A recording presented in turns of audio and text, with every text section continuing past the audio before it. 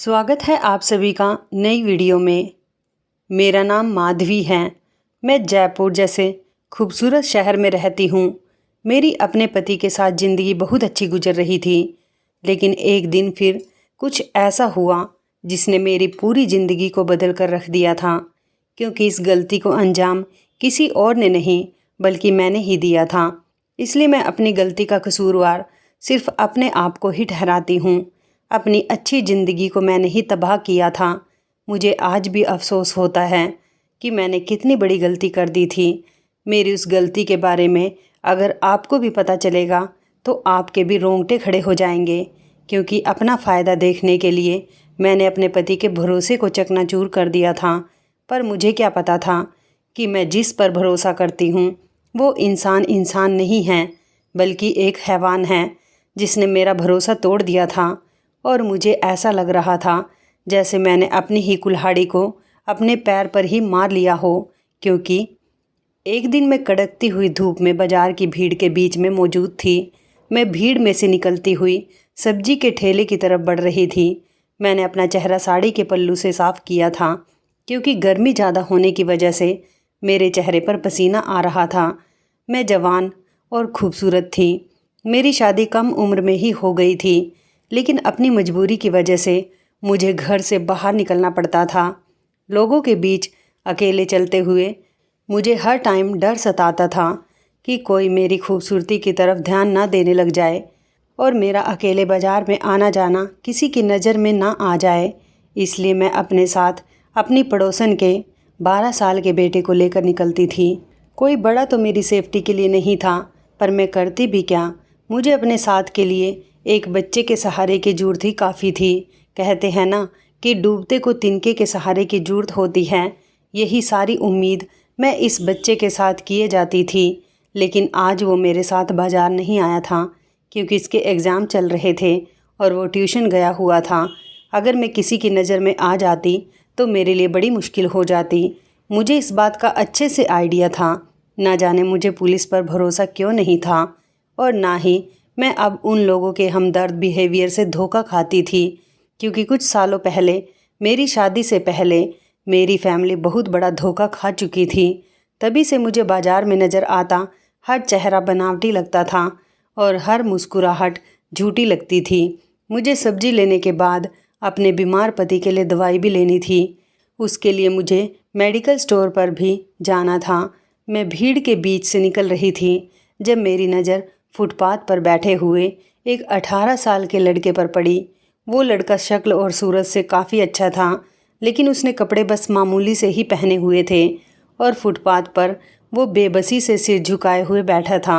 जब मेरा ध्यान उस पर चला गया, मैं अफसोस करते हुए उसे देखकर उसके पास गई और जाकर उसे थोड़े से पैसे दिए।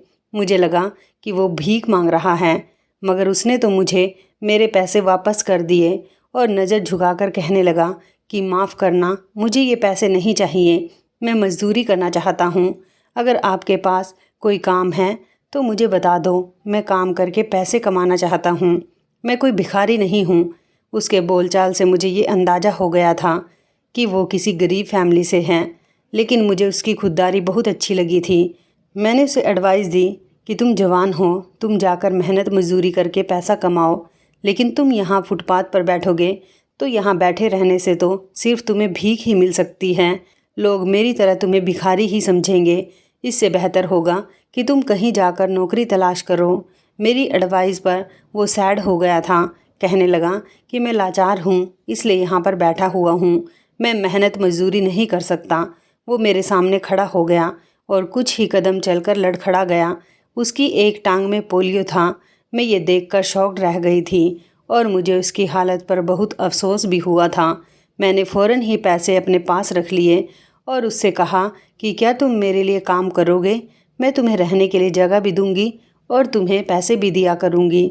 मैंने उसी टाइम फैसला कर लिया था, इस लड़के से बाहर के सारे काम करवा लिया करूंगी, ताकि मुझे अकेले इस तरह से बाज़ारों में भीड़ के बीच घूमना नहीं पड़े।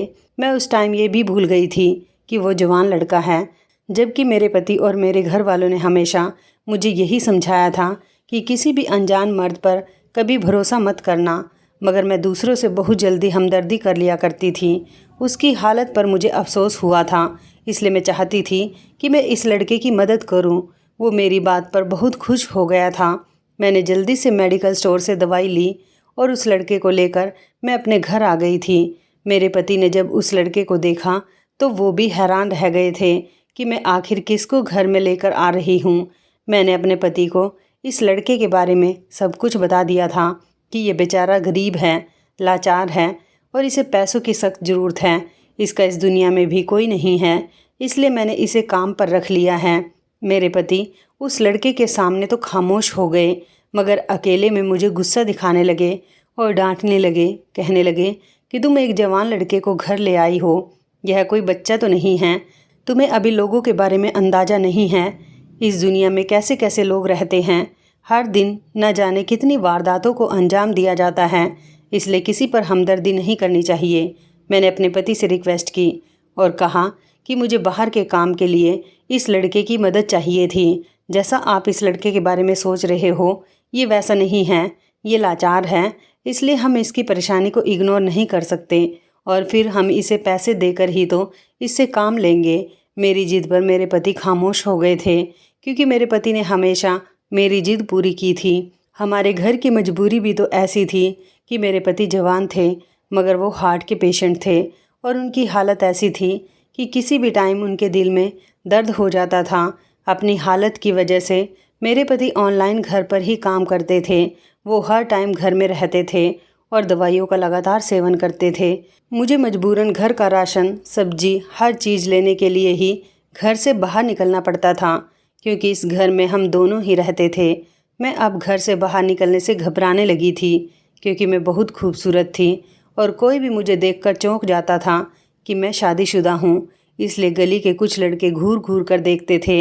वो लड़का लाचार था, मगर उसने मुझे यकीन दिलाया था कि वो बाज़ार का हर काम जिम्मेदारी से करेगा और मुझे किसी तरह की कोई परेशानी नहीं होने देगा।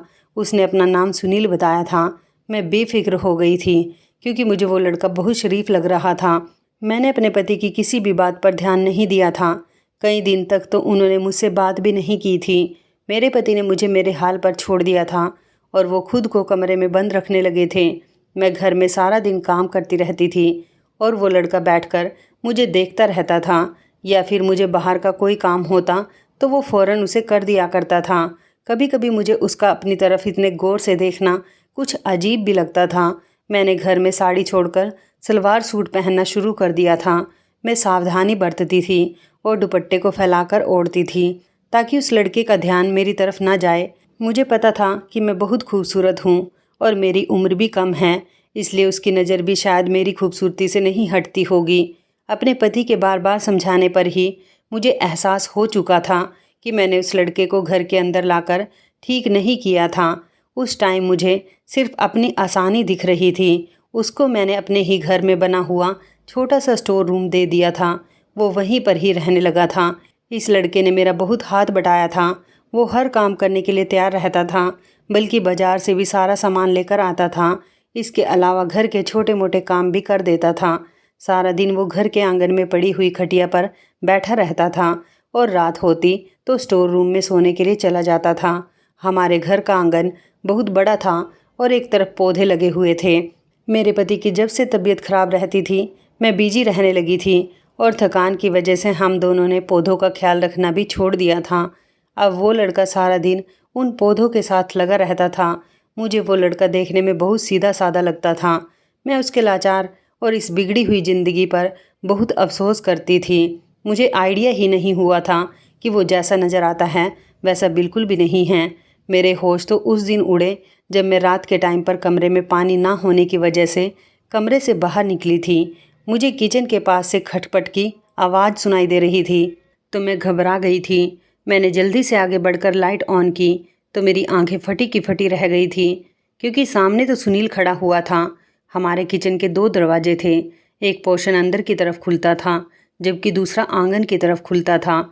हमारा आधा पोर्शन बंद था और बाकी का सारा आंगन खुला हुआ था। वो लड़का शायद मेरे जाग जाने का अंदाज़ा लगा चुका था, तभी आंगन में खुलने वाले दरवाजे से बाहर निकल रहा था। मगर लास्ट मोमेंट पर मैंने लाइट ऑन कर दी थी।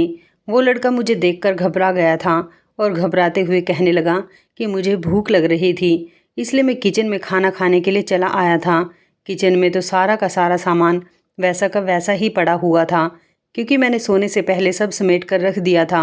उस लड़के का चेहरा लाल हो रहा था और पसीना भी नज़र आ रहा था। न जाने वो यहाँ पर क्या कर रहा था कि मेरे आने पर वो इस तरह से घबरा गया। मैं उसकी हालत पर खामोशी से सिर हिलाने लगी।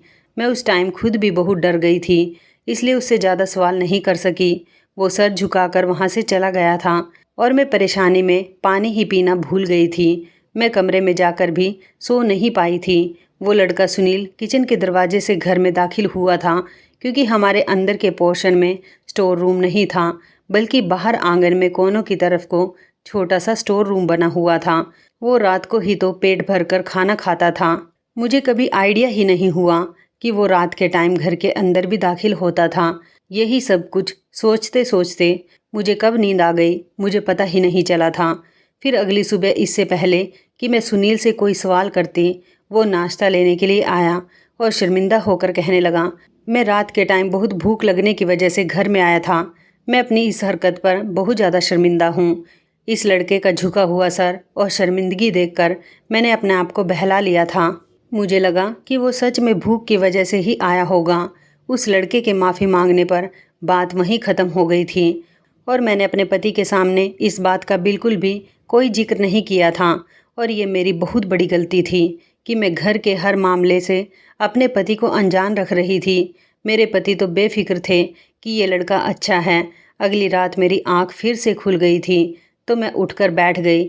मेरे दिमाग में इस लड़के की हरकत अभी भी मौजूद थी। मैंने कुछ सोचते हुए कमरे का दरवाज़ा खोला तो अंधेरे में मुझे ऐसा महसूस हुआ कि कोई दरवाजे के पास मौजूद था। मैं चौंक गई थी। इस बार लाइट ऑन करने पर कोई भी वहाँ पर नहीं था।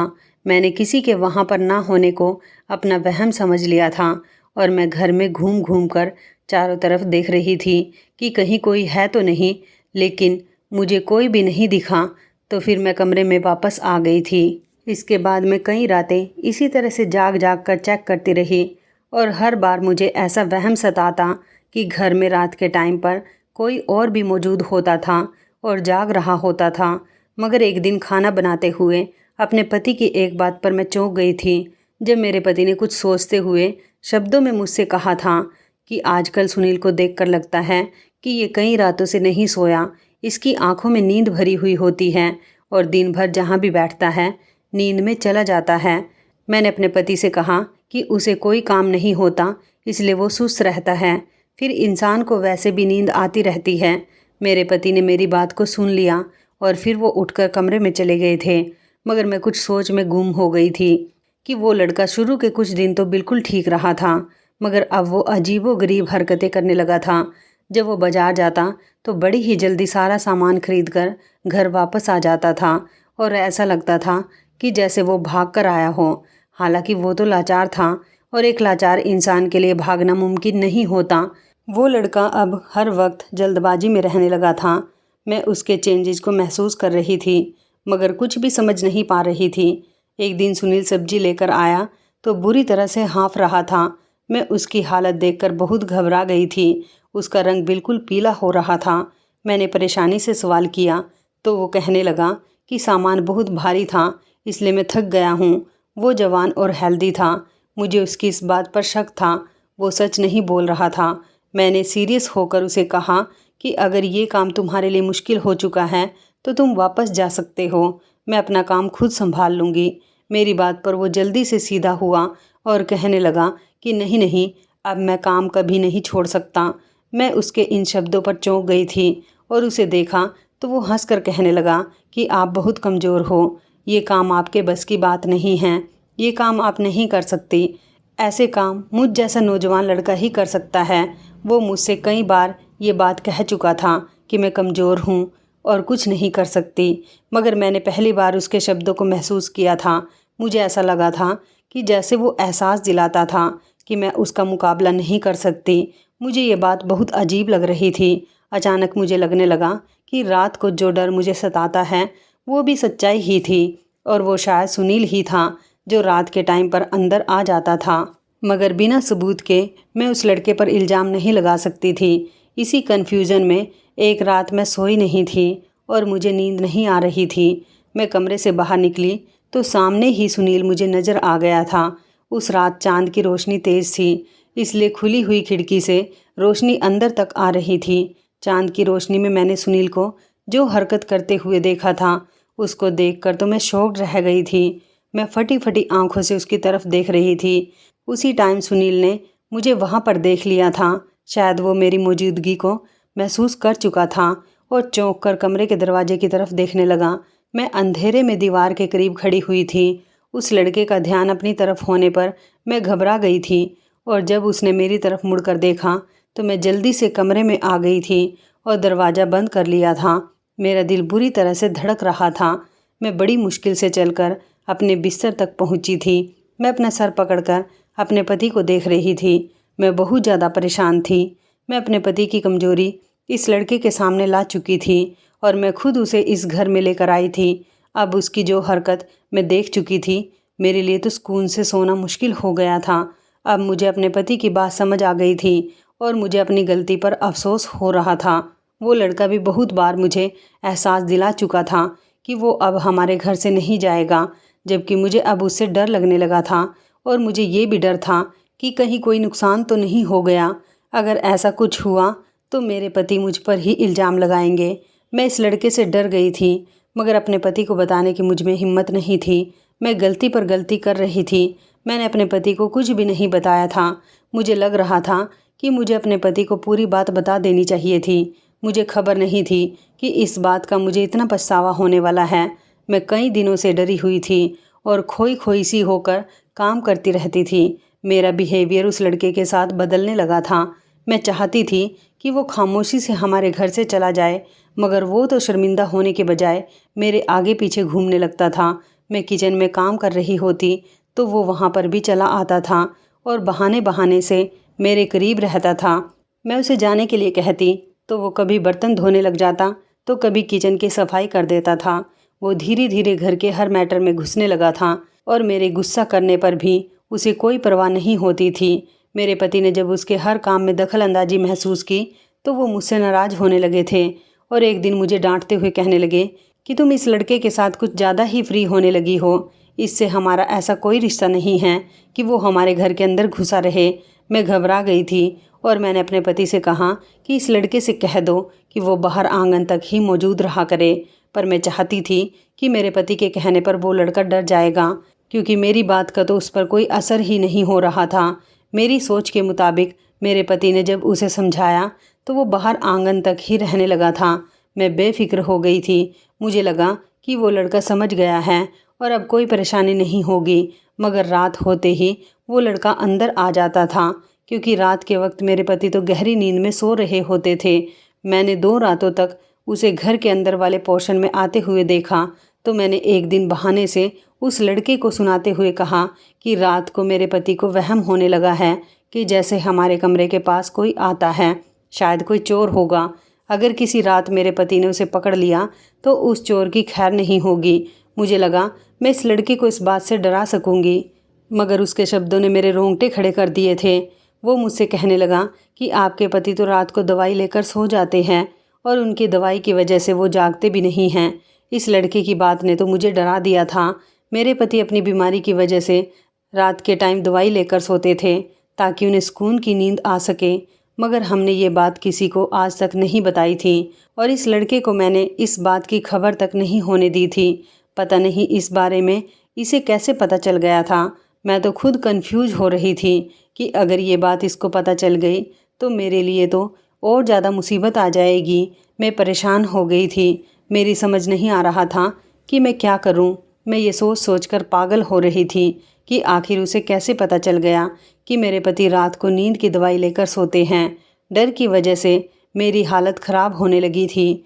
मुझे यकीन हो गया था कि उस लड़के की नीयत ठीक नहीं थी। मैं किसी भी तरह से उसे अब अपने घर से निकालना चाहती थी, लेकिन किस तरह से मैं उसको यहाँ से निकाल सकूँ, ये मेरी समझ में नहीं आ रहा था। मैं सोच रही थी कि अपने पति से कहती हूँ कि आप इस लड़के को अब घर से निकल जाने के लिए साफ साफ कह दो, क्योंकि मुझे डर था कि वो इस बात का फ़ायदा ना उठा ले। वैसे मुझे पता था कि मेरे पति के ऐसा कहने पर भी उस पर कोई असर नहीं होगा, लेकिन मैं कोशिश करना चाहती थी। मैं अपने पति को बताने ही वाली थी कि अचानक से मेरे पति की बहन की बहुत ज़्यादा तबीयत ख़राब हो गई। उसके यहाँ से हमें इमरजेंसी की कॉल आई थी, तो मेरे पति ने वहाँ जाने की तैयारी शुरू कर दी और मुझसे कहा कि वो उनकी बहन की तबीयत देखते ही घर वापस लौट आएंगे। मुझे तो टेंशन हो रही थी कि अब मैं इस घर में अकेले कैसे रहूँगी। ये सोच सोच कर तो मैं बहुत घबरा रही थी। अगर मैं भी अपने पति के साथ चली जाती तो ये ठीक नहीं था, क्योंकि हम अपना घर इस लड़के के हवाले करके भी नहीं जा सकते थे। मुझे ये उम्मीद थी कि मेरा पति रात होने से पहले ही घर वापस आ जाएगा, क्योंकि वो मुझे कभी भी अकेला नहीं छोड़ते थे। उनकी बहन का घर दूसरे शहर में था। मेरे पति जब घर से निकलते थे तो मैं बहाने से पड़ोसन के यहाँ जाकर बैठ जाती थी या फिर उसको अपने घर बुला लिया करती थी। अभी भी मुझे अपने पति के जाने के बाद सुनील से बहुत डर लग रहा था, इसलिए मैंने पड़ोसन को अपने घर पर ही बुला लिया था। सुनील तो पड़ोसन के आने पर अपने कमरे में बंद हो गया था। मैं सारा दिन सुकून से काम करती रही थी, मगर जब शाम होने लगी तो वो भी अपने घर जाने के लिए कहने लगी और मुझे शर्मिंदा होकर कहने लगी कि मैं अब और तुम्हारे घर पर नहीं बैठ सकती, क्योंकि मेरे पति काम से आते होंगे, मुझे उन्हें भी खाना देना होता है और मुझे अपने घर में बहुत काम है। मैंने भी उसे जाने दिया था। आखिर वो बेचारी भी कब तक मेरे साथ यहाँ पर रह सकती थी। वो भी तो अपना घर छोड़कर मेरे घर पर बैठी हुई थी। मेरे आइडिया के मुताबिक तो मेरे पति घर आने वाले थे। पड़ोसन तो अपने घर जा चुकी थी क्योंकि बहुत रात हो गई थी, लेकिन मेरा पति अभी तक घर वापस नहीं आया था। मैं बहुत ज़्यादा परेशान हो रही थी।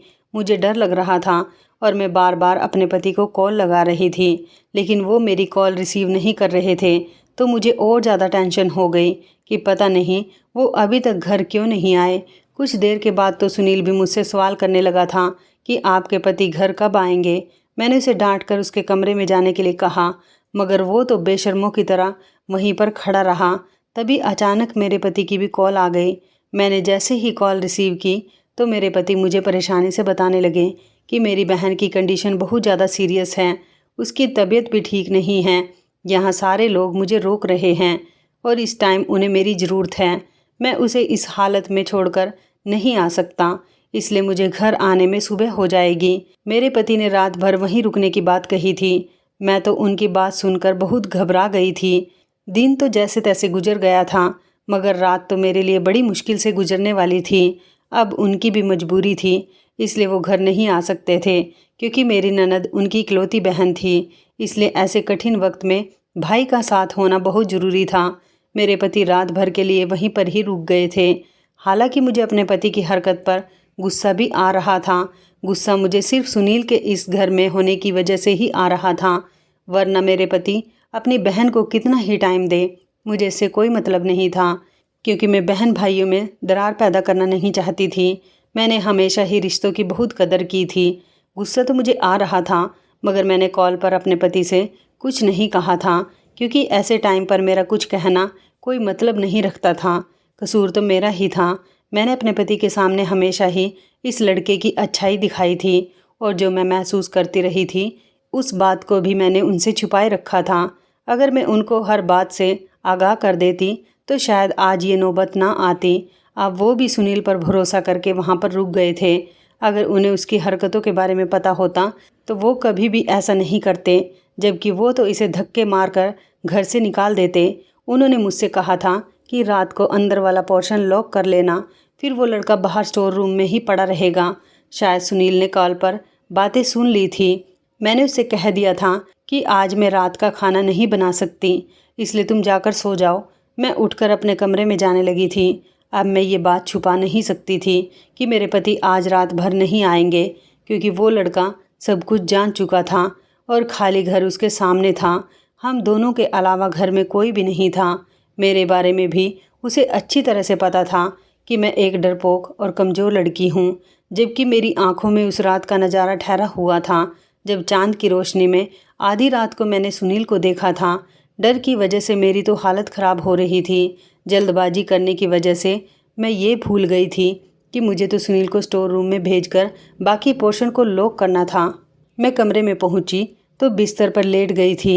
मैं समझ नहीं पा रही थी कि मैं अपनी मदद के लिए किसको बुलाऊं। मेरा मायका भी दूसरे शहर में था और ससुराल का भी कोई इस शहर में नहीं रहता था जिसे मैं अपने पास बुला लेती। और जो मेरे ससुराल वाले थे वो भी मेरी ननद के पास गए हुए थे। पड़ोसियों को मैं ज़्यादा घर में घुसने नहीं देती थी, सिर्फ बराबर वाली पड़ोसन के अलावा। आज मुझे अफसोस हो रहा था कि मैंने इस लड़के के साथ हमदर्दी जताते हुए कितनी बड़ी गलती कर दी थी। हालांकि मेरी शादी से पहले मेरे घर वालों ने इसी तरह की एक हमदर्दी का बहुत बुरा नतीजा भुगता हुआ था। उससे भी मैंने कोई सबक नहीं लिया था। दरअसल मेरे भैया ने भी अपने एक दोस्त को उसके माता पिता के मरने के बाद हमदर्दी में उसे हमारे घर किराएदार के तौर पर घर में रहने के लिए जगह दे दी थी और कहा था कि जल्दी ही मेरा दोस्त शादी करने के बाद अपनी पत्नी के साथ दूसरे घर में शिफ्ट हो जाएगा और अपने लिए नया मकान खरीद लेगा। जब तक वो अकेला है तब तक हम लोगों के साथ ही रहेगा, मगर अभी वो अपने पुराने घर में नहीं जा सकता। वो अपने माता पिता के साथ रहता था क्योंकि वो घर किराए का था और अब वो हमारे यहाँ भी किराए पर ही रहने लगा था। हमने तो उसको अपनी फैमिली मेम्बर जैसा समझ लिया था। वो खाना भी हम लोगों के साथ ही खाता था और हम उसके सारे काम किया करते थे। फिर कुछ महीनों बाद भैया का वही दोस्त अकेले घर में मौका मिलने पर मेरी दीदी के साथ ज़बरदस्ती करने लगा। भगवान की कृपा से हमारी किस्मत अच्छी थी कि लास्ट मोमेंट पर मेरे पापा ने आकर उसे पकड़ लिया था क्योंकि वो किसी काम से घर वापस आ गए थे और मेरी दीदी को बचा लिया था। भैया का वो दोस्त घर से भाग गया था और दोबारा कभी पुलिस को भी नहीं मिला था। मैं तो इतना बड़ा धोखा खाने के बाद भी सुनील के साथ हमदर्दी कर बैठी थी और अब डर की वजह से कमरे में ही पड़ी हुई थी। रात गहरी होती चली जा रही थी। अचानक मेरे कमरे का दरवाज़ा खुला तो मैं घबरा गई थी। ये देखकर मैं शॉक्ड रह गई थी कि मेरे सामने कोई और नहीं बल्कि वही लड़का सुनील खड़ा हुआ है। वो मेरे कमरे में आ गया था। मैं उसे बेयकीनी से देख रही थी। वो लाचार था जो पहले लंगड़ाता हुआ चलता था, लेकिन इस टाइम तो वो बिल्कुल नॉर्मल सा लग रहा था। मेरी हैरानी करने पर तो वो अचानक से कहने लगा कि मैं लाचार नहीं हूँ, मैंने आपसे झूठ बोला था ताकि मुझे आपके घर में रहने के लिए जगह मिल जाए। वो मुझे खाना देते हुए कहने लगा कि आपका मूड नहीं था तो इसलिए आज मैंने खाना बना लिया। मैं उसकी इस हरकत पर बहुत परेशान थी। वो हमारे घर में आने के लिए लाचारी का झूठ बोल चुका था। अब तो वो मुझे अकेला देखकर मेरे कमरे तक भी आ गया था। मैं उसे इस टाइम अपने पति की धमकी भी नहीं दे सकती थी। मैंने झूठ बोल दिया था, कहा था कि खाना ले जाओ, मुझे भूख नहीं है, मैं अपने भाई का इंतज़ार कर रही हूँ। मेरा भाई थोड़ी देर में यहाँ पहुँच जाएगा तो मैं उसके साथ खाना खा लूँगी। मुझे लगा कि मेरे भाई के आने का सुनकर वो लड़का डर जाएगा और कमरे से बाहर चला जाएगा, लेकिन वो तो मेरी बात पर हैरानी से कहने लगा कि अचानक से आपका भाई कहाँ से आ रहा है? अब तो रात का 1 बज रहा है। उसकी बात से साफ जाहिर हो रहा था कि उसे मेरी बात सुनकर मेरी बात का कोई यकीन नहीं हुआ था। मैं कहने लगी कि मेरे पति ने वहाँ पर रुकते ही मेरे भाई से कह दिया था कि शाम को वो अपने घर से निकलकर यहाँ आ जाए। मेरा भाई बस थोड़ी देर में पहुँचने ही वाला होगा। मैंने गुस्से से उस लड़के को कहा था कि मेरे घर के मैटर में इंटरफेयर मत करो और अपने काम से काम रखा करो, अपने कमरे में चले जाओ। मैं गुस्सा करके सुनील को अपने कमरे में भेजना चाह रही थी, मगर उसने तो उठकर कमरे के दरवाजे को अंदर से लॉक कर लिया। मुझे लग रहा था कि वो जा रहा है, लेकिन उसने तो दरवाज़ा ही बंद कर लिया था। उस रात मुझे अपनी गलती पर बहुत पछतावा हो रहा था और एहसास भी हो रहा था कि गलती मेरी ही है, मगर मैं कुछ नहीं कर पाई थी क्योंकि जिसका मुझे डर था वही हुआ था। सुनील मेरी इज्जत को ख़राब कर चुका था। मेरी लाख कोशिश करने पर भी कोई मेरी मदद करने वाला नहीं था और उसने अपना काम कर लिया था। अगली सुबह मैं डर से रो रही थी जब सुनील ने मुझे अपने बारे में बताया। उसकी बातों ने तो मेरे होश उड़ा दिए थे। सुबह के 6 बज रहे थे और सुनील 7 बजे तक घर से निकल गया था। मेरे पति जब आधा घंटा बाद घर पर वापस आए तो मेरी हालत देखकर परेशान हो गए थे। मेरी हालत बहुत ज़्यादा ख़राब हो रही थी। वो घबरा गए और मुझे संभालने लगे। मेरे पति ने सुनील को आवाज़ लगाई थी तो पता चला कि वो तो हमारे घर से भाग चुका है, वो घर में है ही नहीं। मेरे पति उलझ गए थे। उन्हें लगा कि सुनील कहीं बाजार गया होगा, जबकि मैं जानती थी कि वो लड़का घर से भाग गया था। मैं बुरी तरह से रोती रही थी। मेरे पति कुछ समझ नहीं पा रहे थे कि मैं क्यों रो रही हूँ। और मैं अपने पति को सब कुछ बताने के काबिल नहीं रही थी। मेरी गलती ये थी कि मैंने घर के मर्द से पूछे बिना ही इस जवान लड़के को अपने घर में रखा हुआ था और शाम तक जब सुनील घर वापस नहीं आया तो मेरे पति समझ गए थे कि कुछ तो बुरा हुआ है और फिर मेरा इस तरह से लगातार रोना ये भी उनको शक में डाल रहा था। उसका गायब होना मेरे पति को शक में डाल चुका था। वो मुझसे बार बार पूछ रहे थे कि मेरे पीछे क्या हुआ। मेरी हालत बिगड़ती चली जा रही थी। मैं अपने पति को कुछ भी बताने के बजाय जिद करने लगी कि आप मुझे मेरे मायके में छोड़कर आ जाओ, क्योंकि मुझे अपनी बेचैन हालत डरा रही थी। मैंने अपने पति से बहुत जिद की थी और मैं बार बार रो रही थी। मुझे ऐसे रोता हुआ देखकर मेरे पति ने हार मान ली थी और वो मुझे मेरे मायके छोड़ने पर तैयार हो गए थे और मुझे भरोसा दिलाया कि वह सुबह ही मुझे मेरे मायके ले जाएंगे। रात को जाना हमारे लिए ठीक नहीं था, क्योंकि मेरी माँ का घर तो वैसे भी दूसरे शहर में था। मुझे अपने पति के मान जाने पर थोड़ी तसल्ली हुई थी और फिर मैं चुप हो गई थी, मगर मेरा दिल बुरी तरह से डरा हुआ था। मैं अपने पति को नहीं बता पाई थी कि मेरे साथ क्या हो चुका है। किसी भी तरह से मैं इस घर से जल्द भागना चाहती थी, मगर उस रात मेरी ज़िंदगी ऐसे बर्बाद हुई कि मेरे लिए जीना दुश्वार हो गया था। मैंने कभी सपने में भी नहीं सोचा था कि मेरी ज़िंदगी इस तरह से बर्बाद हो जाएगी। उस रात हमारे घर में 4 आदमी घुस आए थे। वो चारों ही बदमाश थे और हमारे घर में ज़बरदस्ती घुसकर उन्होंने मेरे पति का गिरेबान पकड़कर पूछा कि वो लड़का कहाँ है जो हमारे घर में इतने दिनों से रह रहा था। मैं और मेरे पति बहुत परेशान हो गए थे, क्योंकि वो लड़का हमारे घर से भाग गया था और वो चारों बदमाश हमारे घर में घुसकर उसी लड़के को तलाश करने आए थे और कह रहे थे कि हमें किसी भी हाल में वो लड़का चाहिए। मेरे पति ने ईमानदारी से उन्हें बता दिया था कि वो लड़का कल तक हमारे घर पर ही था, मगर आज सुबह से ही गायब है। हम तो खुद भी नहीं जानते कि वो कहाँ चला गया।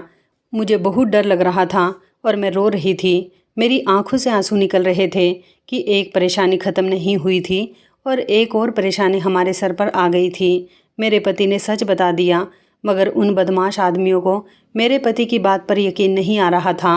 वो कहने लगे कि तुम उस लड़के को छिपा रहे हो और झूठ बोल रहे हो। बताओ कहाँ है वो लड़का, वरना हम तुम्हें जान से मार देंगे। ये बात सुनकर तो मैं डर गई थी, क्योंकि वो चारों ही देखने में बहुत ज़्यादा डरावने थे। उन्होंने कहा कि हमें पैसों का लालच नहीं है, मगर हमें वो लड़का किसी भी हाल में चाहिए। मैंने डरते डरते उन लोगों को बताया था कि शायद वो जान चुका था कि आप लोग उसका पीछा कर रहे हो, इसलिए वो भाग गया। हमें उसके बारे में कुछ नहीं पता।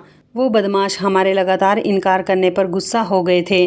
फिर उन्होंने हमारे घर की तलाशी लेना शुरू कर दी थी। मेरे पति को तो उनकी इस हरकत पर गुस्सा आ गया था, लेकिन मुझे डर लग रहा था कि कहीं मेरे पति की तबीयत खराब ना हो जाए। वो वैसे भी हार्ट पेशेंट थे और इस टाइम उनका चेहरा पीला पड़ रहा था। मेरे पति ने गुस्से से उन चारों बदमाशों से कहा कि हमारे घर से निकल जाओ, वरना हम पुलिस को बुला लेंगे। और चारों बदमाश मेरे पति की बात पर गुस्सा करने लगे थे और फिर वो धीरे धीरे हमारे करीब आए। कहने लगे कि लगता है तुम्हें अभी तक आइडिया नहीं हुआ कि हम कौन हैं। हम लोग एक खुफिया गैंग से ताल्लुक़ रखते हैं और जो लड़का तुम्हारे घर में इतने दिनों से रह रहा था वो हमारे लिए ही काम करता था, लेकिन वो काफ़ी दिनों से हमें धोखा दे रहा था। हमारा माल कहीं और सप्लाई कर रहा था और पैसे लाकर तुम लोगों को देने लगा था, तभी तो वो यहाँ से भाग गया। तुम हमें पुलिस की धमकी दे रहे हो। हम पुलिस से नहीं डरते और अगर तुमने हमसे ज़बान लड़ाने की कोशिश की तो नुकसान तुम्हारा ही होगा। इसलिए खामोशी से हमें बता दो कि वो लड़का कहाँ पर है। तुमने ही उसे कहीं पर छुपाया है। मेरे पति उनको बार बार यकीन दिला रहे थे कि हमें उसके बारे में कुछ नहीं पता, कि वो कौन था और कहाँ रहता था और वो किसको पैसे देता था, क्या काम करता था। हमें उसके बारे में कुछ भी नहीं पता। वो तो हमारे घर पर काम करता था, बाज़ार से थोड़ा बहुत सामान ला दिया करता था, तो इसलिए हमने उसे अपने घर में रहने के लिए छोटा सा स्टोर रूम दे दिया था। बाकी उससे हमारा कोई मतलब नहीं था और कभी कभी हम उसे थोड़े बहुत पैसे भी दे दिया करते थे। हम नहीं जानते कि वो कहाँ काम करता था और क्या काम करता था और कहाँ चला गया। आप लोग हमारे ज़बरदस्ती पीछे पड़ रहे हो। हम ईमानदार और शरीफ लोग हैं। वो लोग मेरे पति की बात ही नहीं मान रहे थे। मैं अपने पति को खामोश रहने के लिए कह रही थी, मगर वो ये सब बर्दाश्त नहीं कर पा रहे थे। उनको गुस्सा आ रहा था और वो बार बार उन लोगों को बता रहे थे कि हमें उसके बारे में कुछ नहीं पता। इन चारों बदमाशों का हमारे घर में घुसकर गुंडागर्दी करना मेरे पति का इस बात से गुस्सा बढ़ता चला जा रहा था। मेरे पति ने जब उनके धमकाने पर भी उन्हें गुस्से से देखा और उन्हें घर से निकलने के लिए कहा तो एक बदमाश को बहुत गुस्सा आ गया और उसने अचानक पलटकर अपनी बंदूक से मेरे पति के सीने पर फायर कर दिया था। ये सब देखकर तो मेरे पैरों तले से ज़मीन निकल गई थी। मैं चिल्लाने लगी थी और भागकर अपने पति के करीब गई, मगर मेरे पति तो खून से लथपथ होकर ज़मीन पर गिर चुके थे। मैं बहुत ज़्यादा रो रही थी और चिल्ला रही थी, पर कोई भी हमारी मदद के लिए नहीं आ रहा था, क्योंकि आधी रात का टाइम हो रहा था और इस टाइम पर सब लोग गहरी नींद में सो रहे होते हैं। वो लोग तो मेरे पति को मारने के बाद हमारे घर से चले गए थे। मैं रोते हुए अपने पति के करीब बैठी थी। कोई भी मेरा साथ देने वाला नहीं था। मेरा पति मुझे इस दुनिया से छोड़कर जा चुका था और मैं अपने पति की लाश के पास बैठी रही।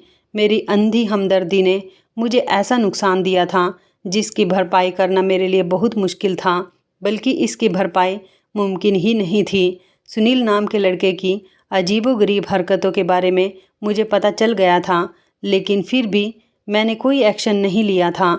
अगर मैं ये सब कुछ पुलिस को बता देती तो आज मेरे पति की जान नहीं जाती। दरअसल उस रात चांद की रोशनी में मैंने उसे पिस्टल में गोलियां डालते हुए देख लिया था। वो भी इस गैंग का हिस्सा था जिस गैंग के आदमी ने मेरे पति को मारा था। मैं इसी बात से डरती रही थी और खामोश रही। वो लड़का मेरी इज्जत के साथ भी खेल गया था और उसकी वजह से मेरे पति की भी मौत हो गई थी। ये सदमा मेरे लिए बहुत बड़ा था। जब मेरे पति घर पर नहीं थे तो उस लड़के ने मुझे कमरे में बंद कर दिया था और सारी रात मेरी इज्जत के साथ खिलवाड़ किया था। और फिर उसने मुझे अपनी हकीकत के बारे में भी बताया था कि वो कौन है और कहाँ से ताल्लुक़ रखता है। मैं तो बहुत ज़्यादा डर गई थी। जब उसने मुझे इतना डरते हुए देखा था तो मुझे अपनी सारी सच्चाई बता दी थी। वह खुफिया गैंग का हिस्सा था। वो गलत तरीके से पैसे कमाता था। उसने किसी का मर्डर किया था, जिसकी वजह से पूरे शहर की पुलिस उसे ढूंढ रही थी और वो छुपना चाहता था, इसलिए वो हमारे घर में छुप गया था। वो झूठ बोलकर कई महीनों तक हमारे घर में रहा। रातों को उठकर वो अंदर आकर छुप जाता था, क्योंकि पुलिस को शक हुआ था कि वो इधर के एरिया में कहीं छुपा हुआ है। पर जब मैं बाहर से उससे कोई सामान मंगवाती तो वो घर से नॉर्मल निकलता था, लेकिन घर से निकलने के बाद वो अपने चेहरे को अच्छी तरह से छुपा लिया करता था ताकि कोई उसे पहचान ना सके। और यही वजह थी कि वो जल्दी ही सारा सामान लेकर आ जाता था। मैं अपने पति की दवाई मंगवाती थी, इसलिए वो जान गया था कि मेरे पति हर रात नींद की दवाई खाकर सोते हैं। ये बात जानने के बाद वो खामोशी से हमारे घर के अंदर वाले पोर्शन में आकर छुप जाता था। वो एक दिन बाजार में आते जाते पुलिस की नज़रों में आ गया था, इसलिए वो पुलिस के डर से खुद को बचाने के लिए सारी रात मेरे कमरे में बैठा रहा था और फिर मौके का फ़ायदा उठाते हुए उससे मेरी खूबसूरती देखकर रहा नहीं गया, इसलिए जाते जाते वो मेरे साथ भी गलत कर गया था। उसके बाद वो भाग गया था। उसकी वजह से हमें बहुत नुकसान पहुंचा था। मैंने सोच लिया था कि भगवान उसे कभी माफ़ नहीं करेगा। मेरे पति की मौत हो गई थी और मैं तो सच जानने के बाद भी अपने पति को और ख़ुद को महफूज रखने के लिए कुछ दिन अपनी माँ के घर जाकर रहना चाहती थी। लेकिन मुझे नहीं पता था कि आज का दिन मेरे पति की ज़िंदगी का आखिरी दिन होगा और मैं इतनी कम उम्र में ही विधवा हो जाऊंगी। मैं विधवा होकर अपने घर आ गई थी। मेरे पति का अंतिम संस्कार हो चुका था। मेरी ज़िंदगी उजड़ गई थी। मैं आप सब लोगों से रिक्वेस्ट करना चाहती हूँ कि हमदर्दी और किसी की मजबूरी को समझने की वजह से आप लोग मेरे जैसी गलती ना करें, क्योंकि किसी की भी मदद करना सिर्फ एक हद में ही अच्छा लगता है। किसी पर इतना ज़्यादा भरोसा नहीं करना चाहिए कि उसके साथ हमदर्दी करने पर हमें सिर्फ़ और सिर्फ नुकसान पहुँचे। और ख़ास तौर पर अपने घर के आदमियों को तो इस बारे में ज़रूर बताना चाहिए। उनसे पूछे बिना कोई भी फ़ैसला नहीं लेना चाहिए, ना ही उनसे कोई बात छुपानी चाहिए, वरना आपका घर भी इसी तरह से उजड़ जाएगा जैसे कि मेरा उजड़ गया। ऐसा सिर्फ मुझ जैसी लापरवाह औरतों की वजह से ही होता है। मैं आज भी भगवान से रो रो कर प्रार्थना करती हूँ कि उन दरिंदों के साथ भी बहुत बुरा होना चाहिए, और ख़ास कर तो सुनील, जिसने मेरी पूरी ज़िंदगी को तबाह कर दिया। पुलिस ने उन लोगों को तो अरेस्ट कर लिया जिन्होंने मेरे पति को मारा था, लेकिन सुनील अभी भी लापता है। पुलिस अपना काम जारी रख रही है। पुलिस सुनील को ढूंढने की बहुत कोशिश कर रही है और मैं भगवान से प्रार्थना करती हूँ कि एक ना एक दिन वो घटिया इंसान भी पुलिस के हाथ लग जाएगा और उसे सज़ा मिलकर ही रहेगी, क्योंकि भगवान के अंदर देर है पर अंधेर नहीं है। मैं अब अपनी माँ के घर में रह रही हूँ और इस बात को 1 महीना गुजर गया। आप लोग भी प्रार्थना कीजिए कि सुनील जल्दी ही पकड़ा जाए और उसे उसके जुर्म की सज़ा मिल जाए। आखिर उसे भी तो पता चलना चाहिए कि किसी का भरोसा तोड़ने की क्या सज़ा होती है। तो इस कहानी के बारे में आपकी क्या राय है, आप हमें कमेंट करके ज़रूर बताइएगा। दोस्तों, आपको हमारी ये कहानी कैसी लगी, आप हमें कमेंट बॉक्स में ज़रूर बताएं। यदि आपके पास भी ऐसी कोई प्यारी सी कहानी है या फिर ऐसी कोई कहानी जिससे कुछ शिक्षा मिले, तो आप हमारे साथ उसको ज़रूर शेयर करें। दोस्तों, यदि आपको हमारी ये वीडियो अच्छी लगे तो आप हमारी इस वीडियो को लाइक शेयर ज़रूर करें और ऐसी ही दिल को छू लेने वाली प्रेरणादायक कहानियाँ सुनने के लिए हमारे चैनल को भी सब्सक्राइब करें। यदि आप हमें फेसबुक पर देख रहे हैं तो आप हमारे फेसबुक पेज को लाइक और फॉलो ज़रूर करें। तो दोस्तों, फिर मिलते हैं ऐसी ही ज़बरदस्त कहानी ये टिप्स के साथ नई वीडियो में। तब तक के लिए धन्यवाद। आप सभी अपना ख्याल रखना। आपका दिन शुभ व मंगलमय हो।